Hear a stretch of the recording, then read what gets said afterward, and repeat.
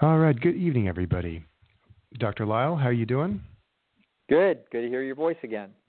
Excellent. It's Nate G., Dr. Lisle, the Beat Your Genes podcast. We took a week off last week for Thanksgiving, but we are back full steam ahead today. We've got a lot of questions today. We've got 10, and we're going to try to get to as many as we can, and the ones we don't get to, we are going to go with next week. So, Dr. Lisle, let's power through this. Are you ready? I'm ready. Let's just do it. All right, let's just do it. Okay, so last week, the future episode, we had a couple of follow-up questions from that, but the one that we're going to read is, Dear Dr. Lisle, you talked about how we are all going to be wealthy and everyone's going to be cheap. Everything is going to be cheap thanks to technology advancements. That all makes sense, but I want to understand the future of our actual society. If, as you say, Dr. Lisle, we'll have robots doing everything, such as paving our roads, what happens to the jobs and earning a living for the humans? Even if things are cheap, we have to earn some money, right? Will it be a service-based economy where each person only needs to do about 5 hours of work per week to earn our equivalent of 40 hours today? So would a restaurant have like 10 different managers and 100 different servers that rotate shifts? All I'm really trying to ask is, what happens when we don't need 150 million Americans working anymore? Yes, it's a good question, just because the person's sort of imagining the future as I'm seeing that it would unfold. However, this kind of question, it's a type of question that has often been raised, and there's been worry about. It's the same kind of question that took place when they got computerized welders inside of the automobile factories. So suddenly there's a bunch of guys that used to make a really good union wage welding cars, and they no longer can weld. There's no work for them to be done. So the question is, oh my God, well, what are the welders going to do? Answer, they're going to do something else. And so job after job after job has been eliminated. For example, a lot of accountants or bookkeepers are no longer employed in the same capacity, doing the same things that they might have been doing 30 years ago, because you've got QuickBooks and TurboTax and things of that nature. So there's no end of innovation, and so innovation will continue to take people's jobs away. You remember you used to dial 411, and an operator would say, Pacific Bell, can I help you?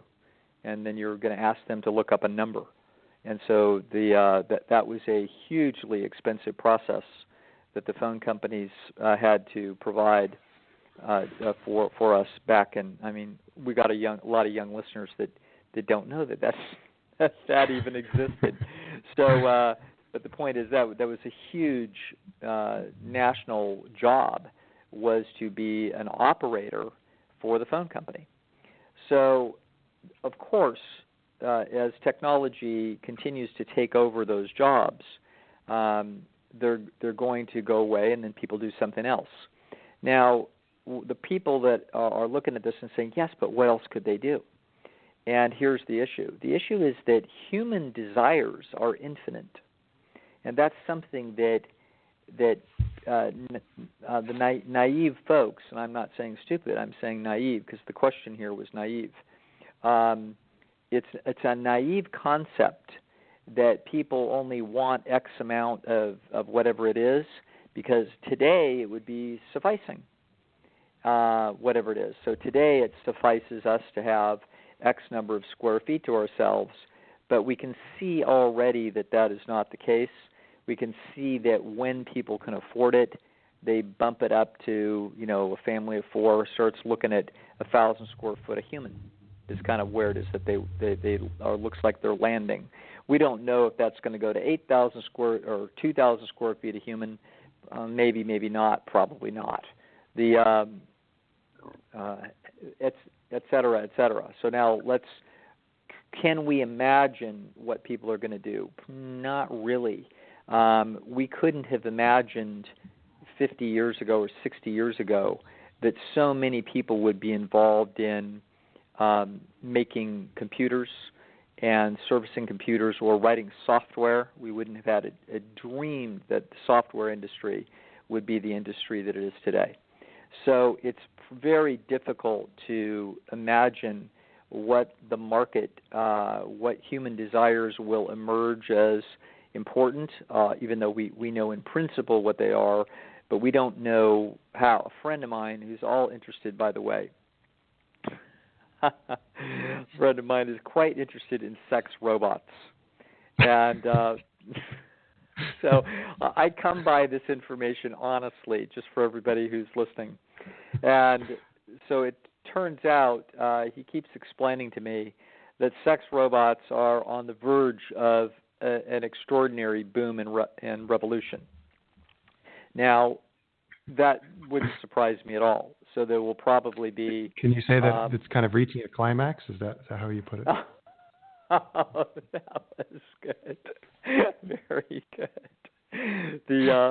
But the point is here is that there's no end to what it is that people are going to want. I expect that we may very well, I mean, just as I look into the future, I can see a tremendous amount more of exquisite beach property being developed around the world in a way that it isn't, just because airplane flights will be much, much cheaper. They'll be faster, and not only will they be cheaper and faster, but it will also be the case that people will have the time and money to lie on the beach. And so I expect that there's going to be a lot more regions of the world that look like Cancun, et cetera. But the question is a good question, but it comes from this naive notion that there would be limited human desires and therefore limited demand, and the demand is infinite. So there's no end to what it is that human might continue to want, and therefore people, even though they will be spectacularly wealthy by today's standards, as the people are today spectacularly wealthy by the standards of 1850,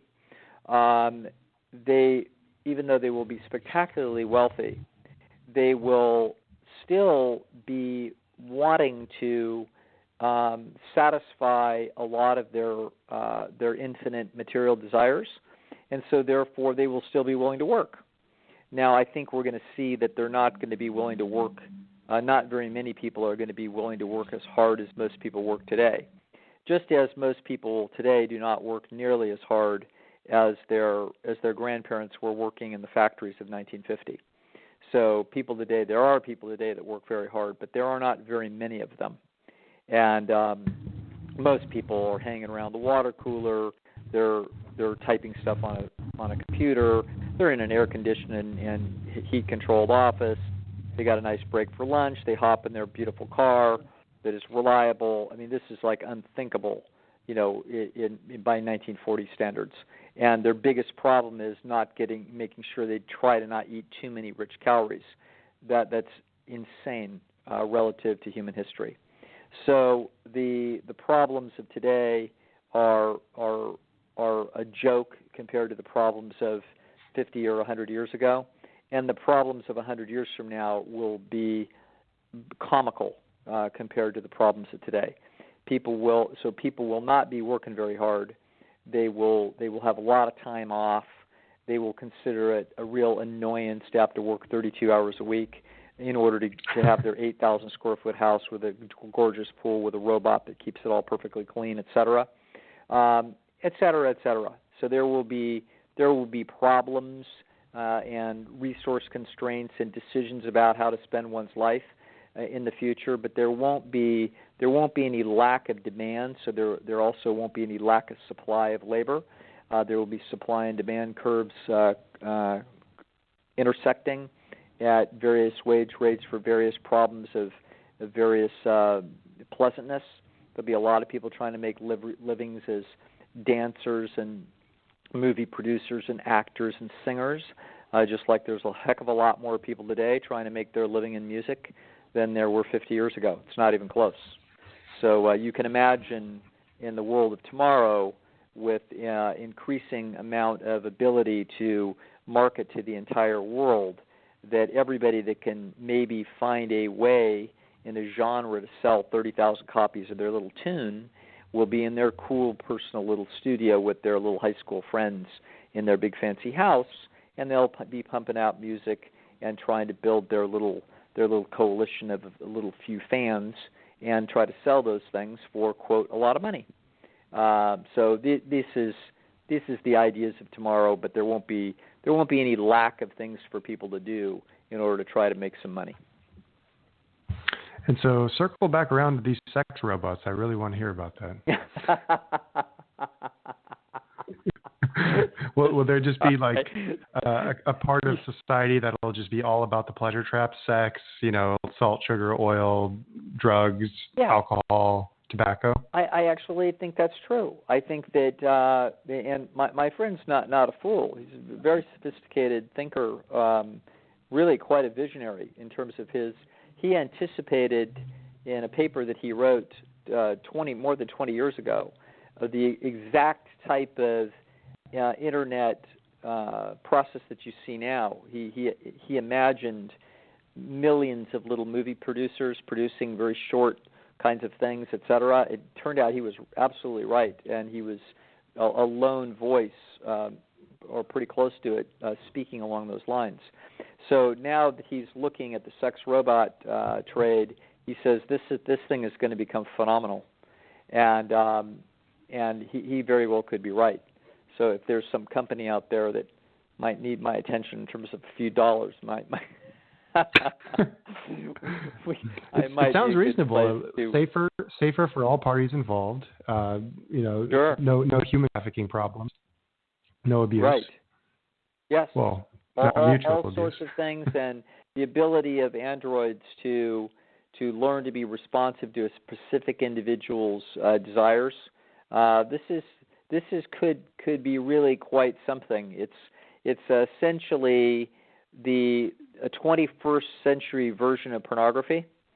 Pornography actually has been at the cutting edge of all media, whether it was print media, whether it was photography, whether it was telephone. There was phone sex clear back in the early 1900s. And now pornography drove tremendous amount of innovation on the internet. And so this is now it's coming to a culmination here with Android robots. It's going to be, robotics has an awful lot of applications. To have robots do all kinds of things that are going to be potentially useful, but you can only imagine the dollar signs inside entrepreneurial eyes in the robot industry, thinking about the extraordinary, massive market behind sex robots. This is going to drive tremendous innovation in this field, just like it always has. Hopefully they'll come up with something better than just cold metal. Okay, so next question. Yes. Okay, dear Dr. Lisle, I'm divorced, almost 2 years, 55 years old, not currently working, and I'm considering relocating somewhere with a more reasonable cost of living. I currently live in Southern California by myself, which is expensive. Most of my family lives in upstate New York, and I have a few friends scattered around Northern California, Washington, and Oregon, which I've also considered. I'm also considering somewhere warm with a low cost of living, like New Mexico and Arizona. So my question is this: do I move back to New York, where I have lots of extended family, but not super crazy about the weather, the demographics, or the area, or do I move somewhere where I feel the demographics, weather, and area are more appealing, but I'll be alone? I've also dreamed of other scenarios, like just selling everything and moving to a tropical country, but I'm not sure that I have the risk tolerance for that. Yeah, good question. So let's look at the way I try to solve problems is I try to solve them in principle. So there's a principled way to try to solve a problem like this, and that is right now this individual it's not clear to them in their imagination what is the optimal solution. So when that's not clear, what we want to do is we want to do things that could give us more information so that we can evaluate the problem. So in this case, there are certain problems, different types of problems. If this person were telling me they couldn't figure out, which Kleenex they should buy, I would tell them buy a box of each, and then you can compare them side by side, and then you've made that decision forever. Obviously, when you're trying to decide whether or not to have a child, you don't get to do that. You don't get to have a cheap and easy method for determining whether or not this is something that you want to do. So in this case, we have an intermediate level decision. We don't have a decision about a career on the horizon. We don't have a decision that we have a huge amount at stake. So in my judgment, what we do is we actually want to take a run at the unknown where there's a potential major upside. So this person already knows the cost-benefit of what it's like to, quote, go home to upstate New York. They know about the cold and misery and the freezing. And I've got a very good friend outside of Buffalo, so I think I'll stop it right there. But the point is that they already know what the score is there, and the cost-benefit hanging over the head of those parameters is not a huge draw. It's a moderate draw. So there's the unknown upside that sits in Tucson or wherever else the person is considering. And my attitude would be look at a place that looks appealing, looks like it has some excitement to it that could fit pretty well, and go there. And and run the least expensive experiment that you can. And so that experiment might take you a year. It might take you 3 or 4 months to get a job. You might be on the job for a while, et cetera. And maybe you have to stay a year or two in order to not wreck your resume. I'm not sure what the person's situation is. But the point is that at 55 years old, if you're taking reasonable care of yourself, you have 30 years left to live. And so the notion here is explore the landscape a little bit and to see whether or not we can make an optimal decision.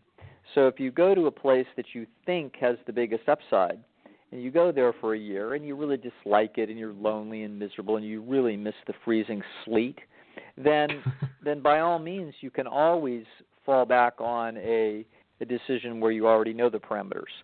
The whole point here is to run experiments to learn, to get new information, and so that's the way that I would go about solving that problem. Fantastic. Okay. All right. And Dr. Lisle, can you tell us a little bit why you decided to live in California versus anywhere else?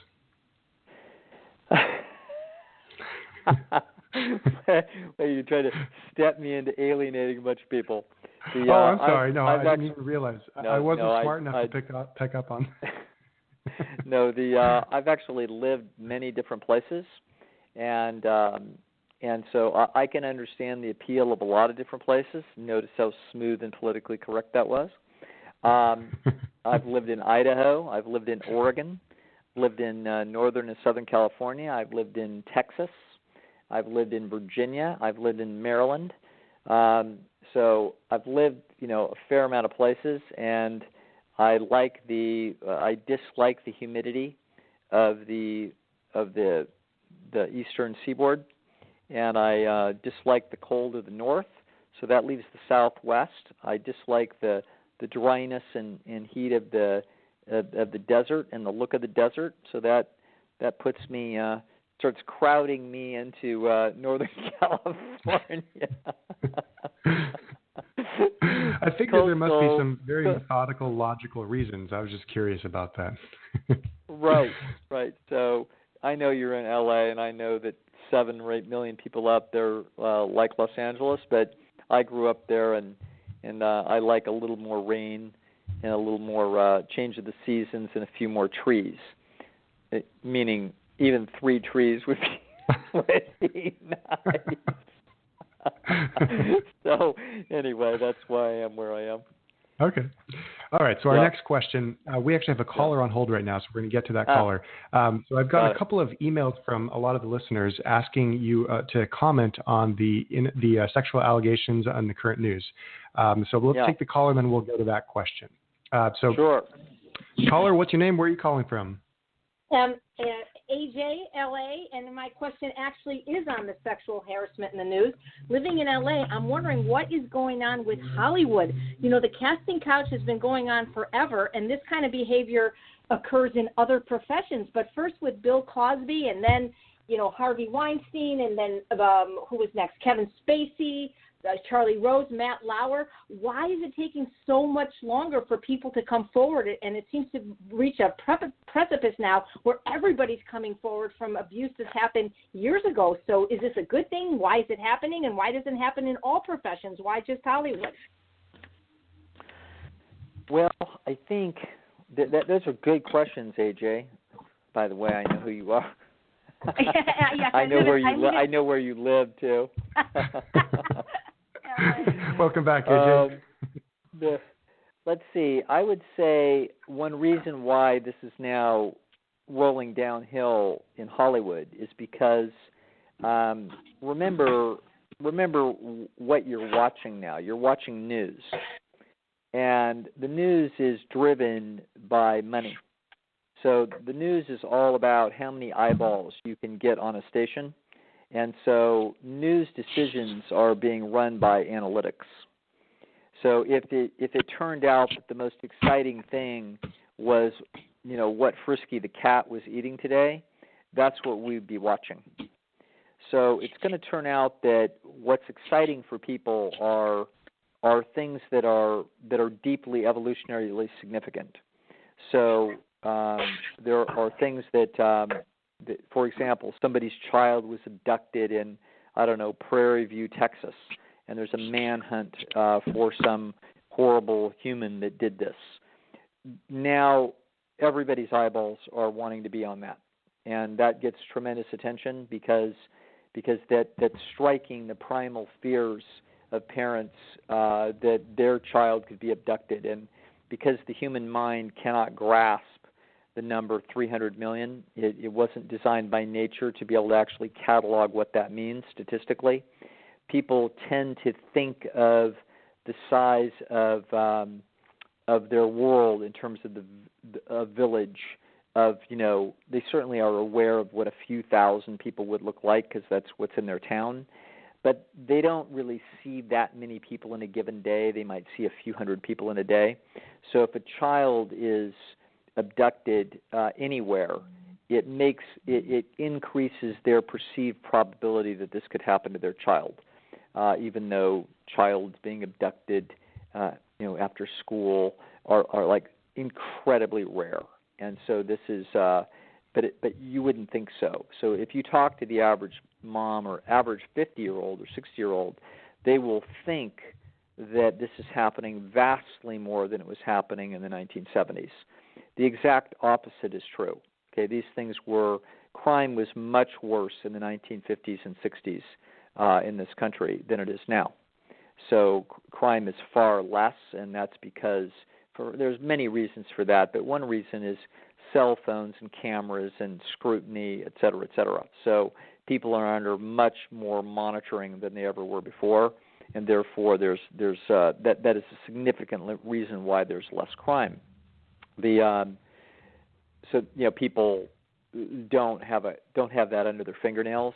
They think that it's a lot worse. Why? Because the analytics, news decision making has been driven now by intelligent monetary analysis, which says put the most sensationalistic, terrifying, and disturbing information in front of people as often as you can. That's the only way we're going to survive as a news show, because we've got competitors that if we don't do it, they will. And so this is now what's going on, is that who really cares if some school teacher in Des Moines, Iowa, harassed some of the secretaries in the school? Nobody cares. But who do we all know? We know Hollywood figures. And so now this is a new a new phenomenon. Now, another thing that is happening is there's a little cultural dam that is being broken here, and so now suddenly, if you are someone that's going to report on somebody that they did to you 20 years ago, people are going to believe it. Suddenly, it's like we're getting the idea that, of course, this behavior is not super uncommon, and so, and particularly in Hollywood, in a situation like that, where there's people that have a lot of power over other people for those lower people's goals. They want to be fancy themselves. They want to be in the movies. They want to be somebody. And here is somebody that's feeling them up. And what should they do about it? And maybe they should let it go. Maybe they should accommodate, et cetera, et cetera. So the point is that that would have been a situation, and also the people that are in positions of power that we're pointing to.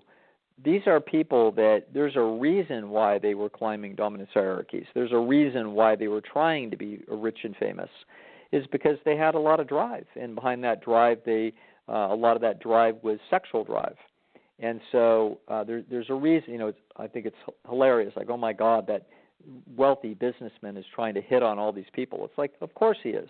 Why on earth do you think he was attempting to be so wealthy? That was the very thing that was driving the behavior.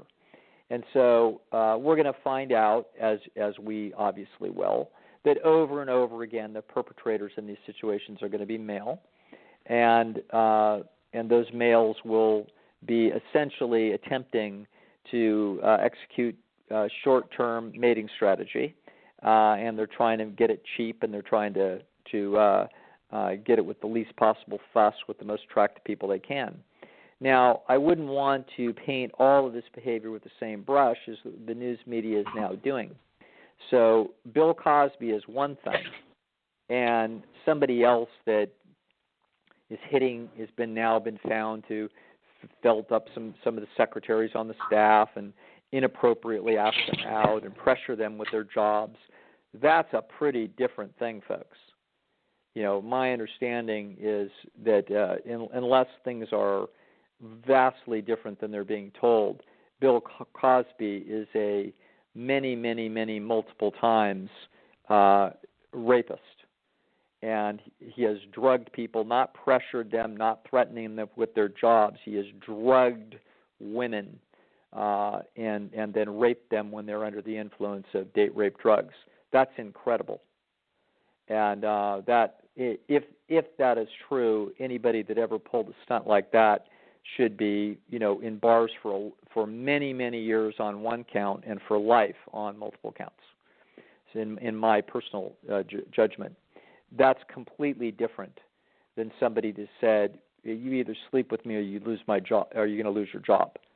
In that case, that son of a bitch, is breaking law. He deserves to be penalized, et cetera. And there needs to be both civil and, I guess, possibly, because I'm not sure what criminal charges would be involved there. I don't even know if that's as much a criminal. It probably is a criminal act, but I'm not sure how serious it would be.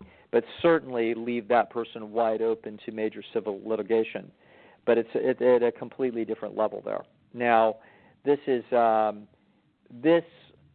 trend is going to go on for a while, in my judgment, and that's because we now have seen enough of it. We know that people believe it. We also know that people are inherently fascinated and disturbed by it, and it's going to draw eyeballs. So I don't think that that's necessarily a bad thing. I think that a lack of understanding about the differences of how abhorrent these relative behaviors are, I think that's a problem. In my judgment, a lot of the women of the world, and probably some of the men too, are extraordinarily naive about the male casual mating strategy. They don't really understand it. They don't really have a feel for it. They don't really quite understand men's motives the way we talk about here on this show. They're not really in touch with it. So, for example, I think a great example of the world's outrage was about Tiger Woods. so here's Tiger Woods, the number one golfer in the world, rich, young, handsome, strong, and it turns out, he's cheating on his wife, and he's got 13 women that he slept with in the last year. This is like a of course, monumental scandal. This and I can understand people being like disturbed. They thought they knew him, and they thought he was a family man with a beautiful wife and a couple of kids. No, it turns out he's a dominance hierarchy climbing alpha who's looking to spill his seed as far and wide as he could. This is totally legitimate. It may not be admirable, and it may be uncomfortable, and people might say, "Oh no, he's married. He's not supposed to do that." Well, that's ludicrous. The truth of the matter is that this is all fair game in male-female relationships, and in no way, there's certainly nothing even remotely criminal about this. And so the whole thing, to me, is I think, I can't remember who said this. Some famous athlete said, "God, that's just what we did back in the day." I think it was Wilt Chamberlain when he was late in his life, when he was being cross-examined and shamed or something. He goes, "God, as athletes, that's just what we did. We went out and played, and then there was really great-looking women in the audience, and they would find a way to get in contact with us, and then we go sleep with them." Like, that was the point. That's why we were there, okay? And so that is why Tiger was there. And so he was simply doing what that male would do. So the female mind, and like I said, not just female minds, looks at that behavior and says, "Ooh, that's horrible, that's immoral, ooh, he cheated, it's such a bad thing." It's like, that's fine. We understand where you're coming from, but you're not understanding the male brain. The male brain is that human being was executing a reproductive program that is a resonant program inside the machine, and in no way directly harming anybody else doing it. In other words, making people uncomfortable and disturbing relationships and consequences to his family. And, of course, the thing that I think upset him the most, obviously, was losing endorsement money. He lost a lot of endorsement money. But yeah, so I think that there's going to continue to be a lack of differentiation in understanding that there is a 50,000 light years difference between Tiger Woods and Bill Cosby. And the sort of media outrage and lack of understanding of that distinction, I think, is problematic. And I think it's going to continue to be a muddy mess.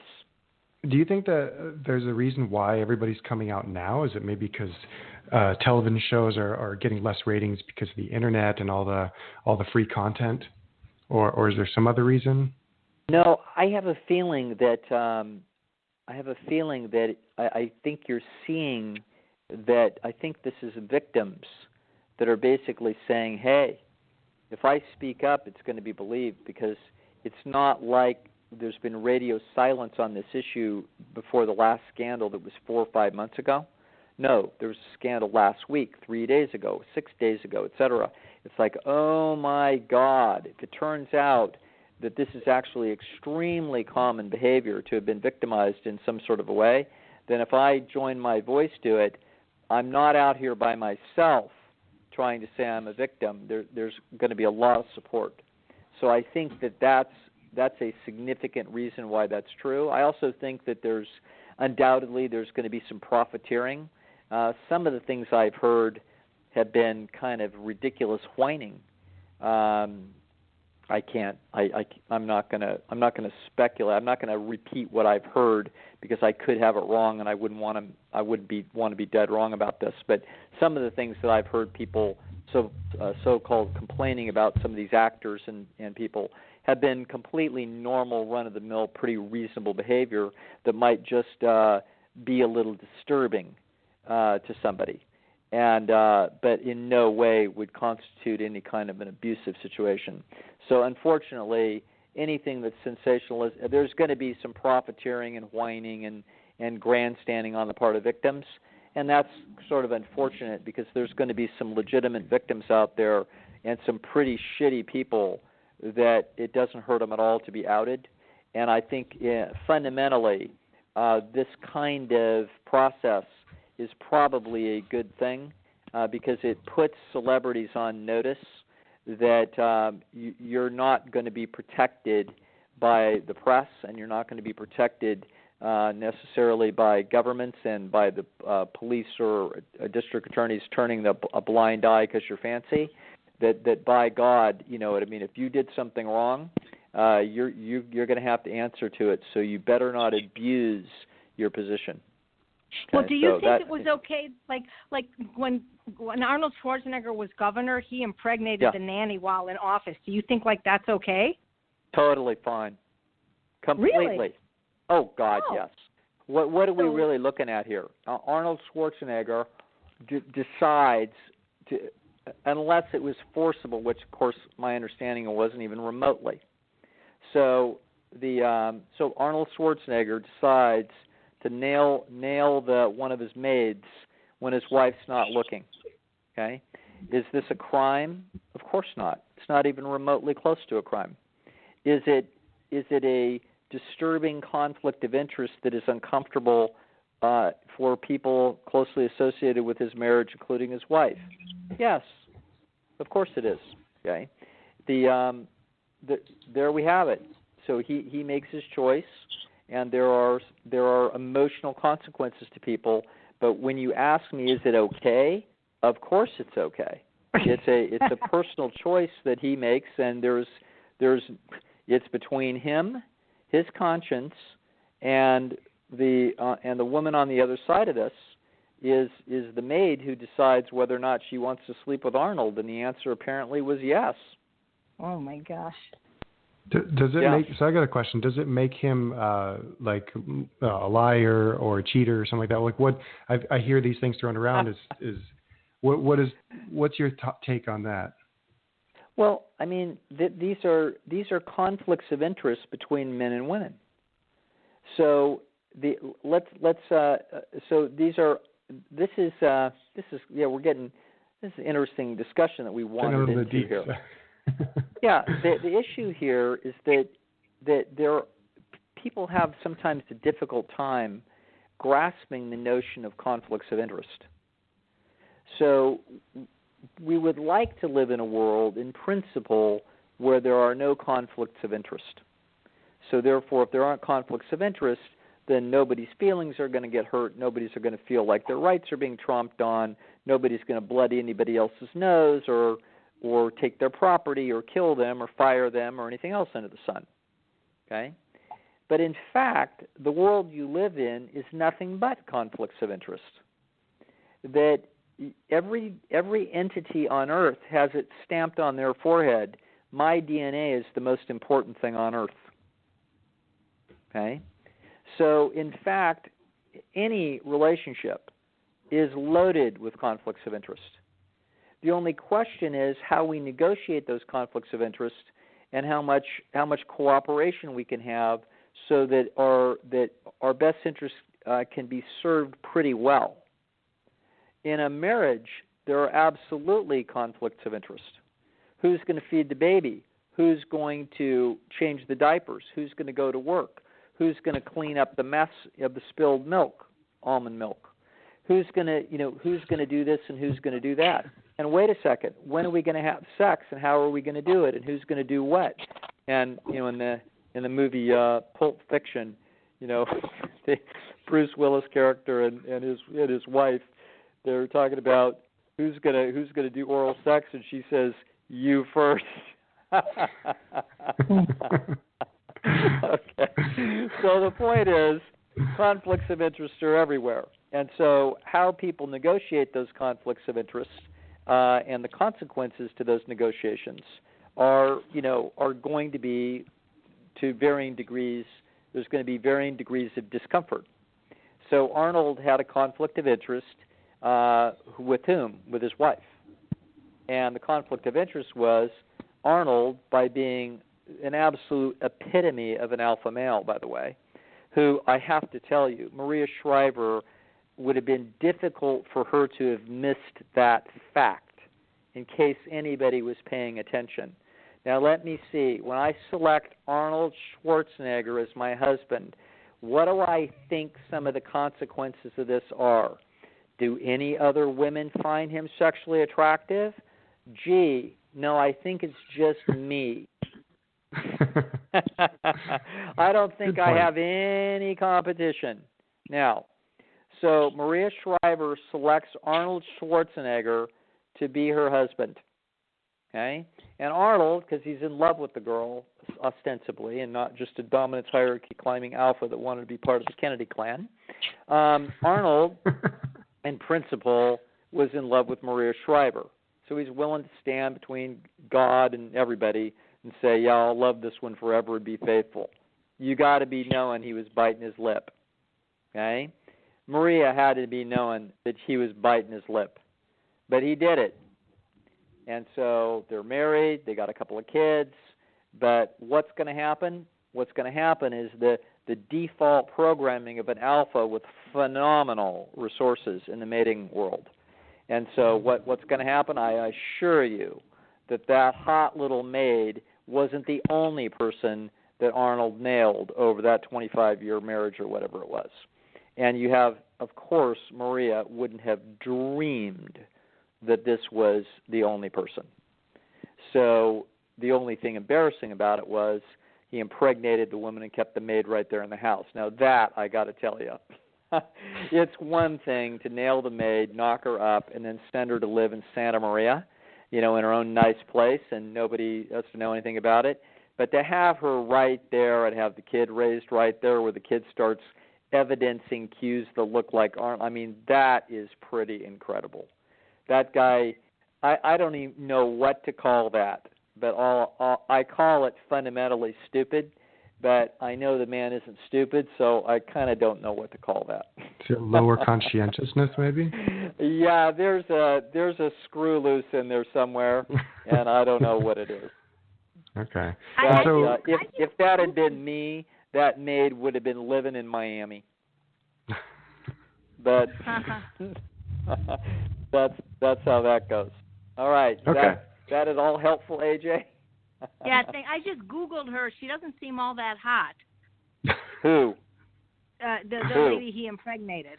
Well, that's 20 years ago, dear. Oh, okay. Maybe she was then. Yeah. Okay. Yeah. There you go. All right, AJ, thank you very much for the call. We always appreciate you calling in. Thanks, AJ. I'll talk to you soon. All right. Interesting tangent. This brings up a lot of different questions, so I'm glad we got some of them in. And thank you all for sending me all the emails. Sorry we couldn't read all those regarding the sexual harassment allegations coming out in the news. We tried to do the best that we can with the ones that we have. Okay, so next question is, we're going to turn the ship completely around and start talking about anxiety transitioning to a healthy diet. Oh, okay. Okay. All right. All right. So, dear Dr. Lisle, what can I do with the high anxiety that comes with knowing it's time to get with the program and eat and drink healthy?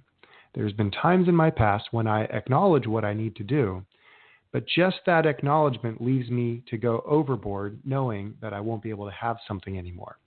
What's the best approach to this situation? Okay.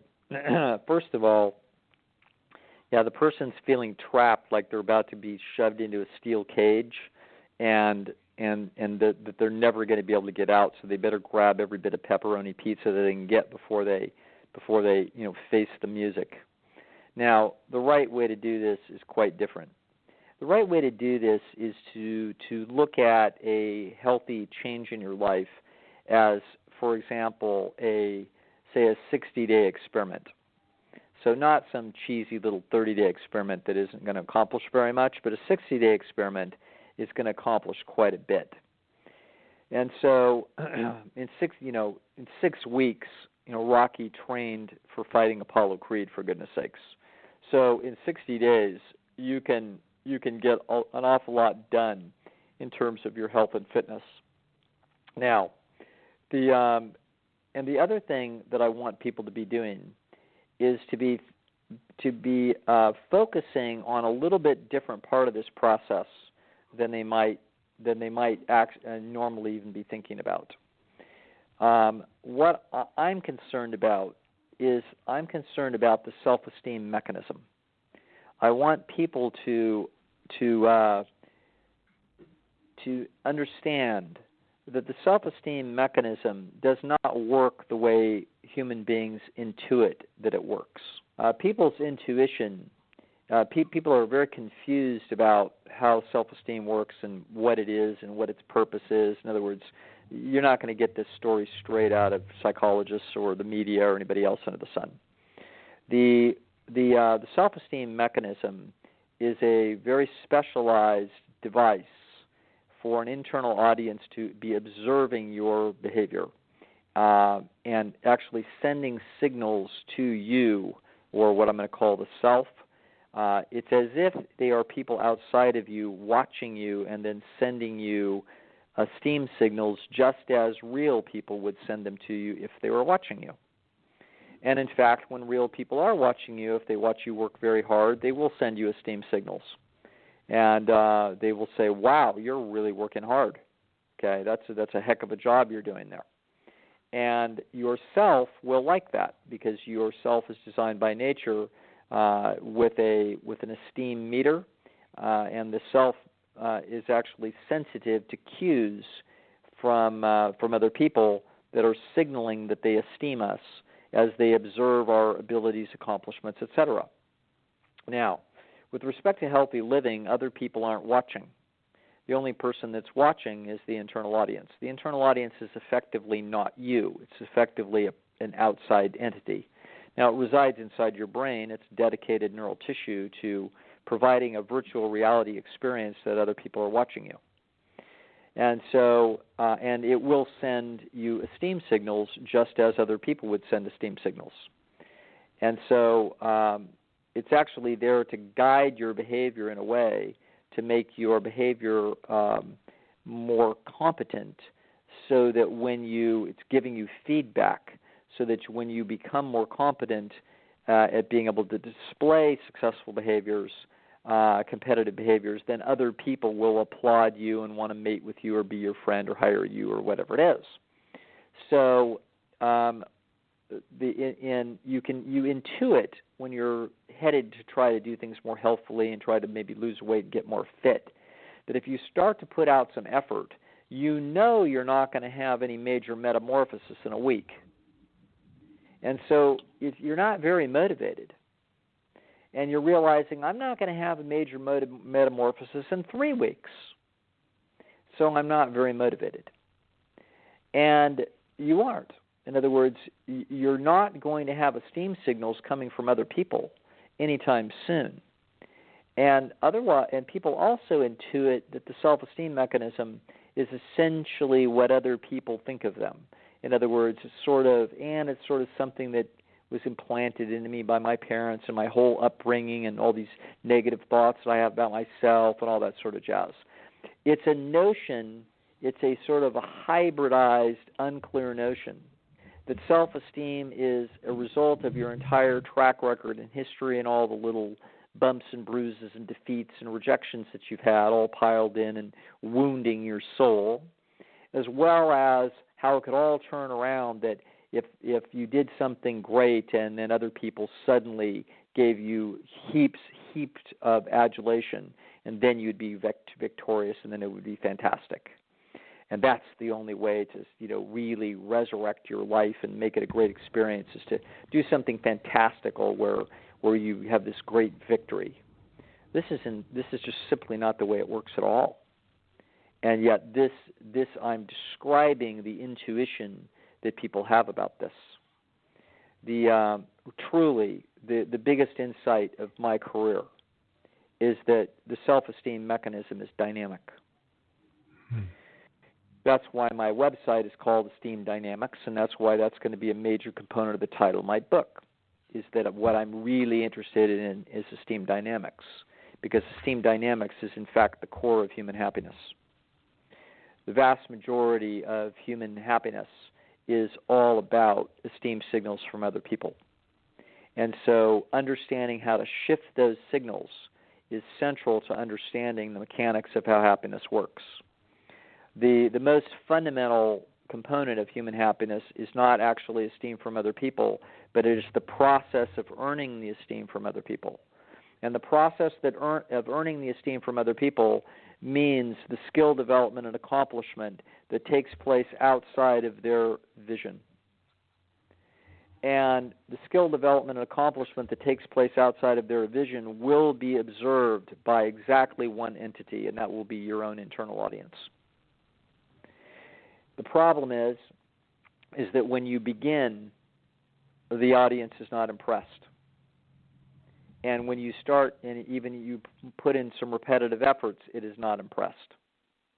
You have to actually work fairly diligently for several days on end for the internal audience to start to believe that you are not just going to flake out and quit. And the internal audience is vaguely aware of how much motivation you have. It can feel how much energy the self is putting into this thing. And therefore, if it turns out you're doing a half-assed job, the internal audience will say, hey, I think you're doing a half-assed job. I don't think that your accomplishments are going to amount to much. And it doesn't feed you any esteem, i.e. pride. What I want people to realize is that when you start to try to get your act together, for example, about diet, fitness, anything in this dimension, the goal that you are imagining is what it is that you're going to look like 4, 5, 6, 7 months from now after the job is done and you're bowing naked, on the beach or almost naked on the beach and everybody's saying, wow, you look really great, okay? Of course that's what we are seeking. Of course that's what our imaginations are for, is to imagine that victory and to try to get excited and motivated to try to pursue that victory. That's what we're attempting to accomplish. That's true if we're trying to become a great pianist. Well, we're not saying, wow, I'm really going to be able to do that Hanon really well. I just can't wait to be able to run those scales up and down. No, that's not what we're imagining.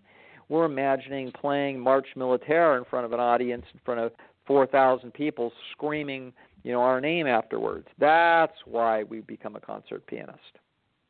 Okay? So the issue here is that, of course, our imagination is transfixed on the esteem signals that will come from real people once they see what we've accomplished. But the most important thing that we have to understand is that the core and central feature of our happiness will take place when the self-esteem mechanism observes us start to earn it. So the answer to the question is, how do I deal with the fact that when I start to contemplate whether I'm going to get healthy, I feel like going the other way and eating a bunch of pizza? The answer is, hey, there will always be pizza. But for the next 60 days, we're going to say, screw the pizza. What we're going to do is we're going to run an interesting experiment to find out what it feels like to earn a bunch of self-esteem. And realize that self-esteem mechanism will not cough it up in 2 or 3 or 4 days. It won't do it. It's not how it's built. Okay? But folks, you give me a week or at most 2, and it will. And when you see the pride start to signal to you that you start feeling better, quote, about yourself, that is not an accident. And not only is there not an accident, there's no limit to it. It'll go on forever as long as you earn it. And so the most important thing that you can do in trying to turn your life around and turn away from a self-indulgent period into a period of self-discipline is to understand what we're really after. What we're really after is a deep experiential and conceptual understanding of the self-esteem mechanism, one that you can turn to again and again in circumstances where you are feeling irritated or defeated or a little bit lost and feeling like things aren't fair and you've got a tough break or whatever it is about anything under the sun, and realize, wait a second, there's a fundamental method for finding my way home. And that method is to look at whatever problem I have, whatever competitive enterprise it is that I need to get better at in order to achieve what it is that I want to get, and then I need to break that problem into small steps, and then I need to start fighting my own lethargy and work at this and diligently for the next several days, and watch my self-esteem mechanism start to come to life. And that's what it is that we need to do, because that ends that feeling of self-pity, and it ends the feeling of a desire for reckless self-indulgence. This is the way home. This is the fundamental solution to the vast majority of human problems in this arena and most other arenas. Wow. All right. Every time I'm in a tough spot, I always just turn on the podcast and listen to your voice talking about these motivational things. I think that's enough for today. But we do have a caller on hold right now. So do you want to take a call before we end for the evening? Yeah, let's take a quick one just in case it's quick. If it's long, then we'll have them call back another time. Go ahead. Okay. Let's try it. Okay. So caller, what's your name? Where are you calling from? And welcome to the Beat Your Genes show with Nate and Dr. Lisle. Hi, my name is Michelle, and I didn't know I was having a question. I was just listening, but it's pretty funny because it's exactly what the last caller just said, is that I just turned this on. I never listened to you before, and I have the exact same problem, and I just ate a bunch of food before I went to bed, and I have all kinds of issues with my mom having dementia, and I've been taking out work to take care of her, and I'm stressed out from it, and so I turned to food, and then I turned you on, and then that's where I'm at. Got it. Sure. Yeah, there's I do want to say one thing. So thank you for calling. That people will believe that the reason that they struggle a lot of times with food is that they've got emotional issues. And this is what the shrinks think. This is what the psychologists think. And this is not really accurate. This is a misconception as to what it is that the problem is. The problem is that you are instinctually built to eat the richest food in the environment. That is a chip that is built inside of animals. And so it's going to turn out that chip is unbelievably useful in evolution. So human beings have that chip, as do aardvarks, as do bees, as do camels, as do everything else. Everything has that chip. And so the problem, there's nothing wrong with the chip. Chip is perfect. But we've now transformed the environment because it's so exciting to eat rich food. We've now transformed the food environment into pretty much that's what there is rich food. And it's artificially rich. So we've turned the food into what we're going to call supernormal stimuli. So human beings are going to eat supernormal stimuli. They like supernormal stimuli. Supernormal stimuli are activating instincts in a way that feels like it's absolutely the right decision. And the way it feels like it's the right decision is that it feels really good. Now, so this is not, now we've learned that that's going to make you fat and kind of, not very fit in a lot of ways, and eventually might truncate your life. So there's problems associated with letting our instincts go in an environment that is not built for the instincts. So people struggling with this issue, with their instincts pulling them into what I call the pleasure trap, where they follow their pleasure-seeking instincts, and it leads them into a trap. And it undermines their health, and it undermines their happiness. It erodes their self-esteem because of their appearance, and it erodes their confidence in their ability to survive. It erodes their physical fitness. It erodes how it is that they feel physically. They've got inflammation in their joints. They wake up. They're hurting. They don't want to exercise. Their sleep's disrupted. All kinds of problems. And so then if they find out that actually they should be eating a diet that's much healthier, that diet turns out to be much less exciting side by side with a richer diet, of course, and so you have to go against your instincts to do it. And then it turns out that very often they don't go against their instincts. and then they say, why on earth aren't I not going against my instincts? And some guru says it's because you got emotional problems or you were abused as a child or anything else under the sun. That is not the reason. The reason is that it takes remarkable energy, focus, organization, determination in order to consistently go against your instincts.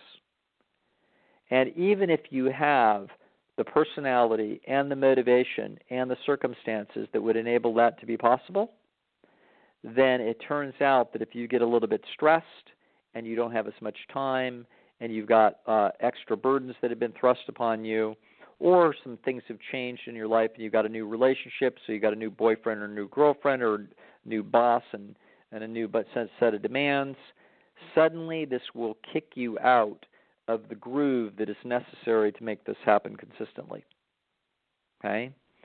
So the, quote, emotional reasons that will drive people into this are the kinds that our caller talked about, like she's got a lot of stress because she's dealing with a lot of stuff, so that makes it extra difficult. She's not eating crap to deal with the stress. She's eating crap because as soon as you let your guard down, the pleasure trap is going to get you. So that's the correct way to conceptualize the association between emotional stress and the pleasure trap is not that we have underlying problems from our deep past or internal conflicts that lead us to a chocolate bar. The issue is we have instincts leading us to the chocolate bar. It takes tremendous organization and discipline in order to not eat the chocolate bar.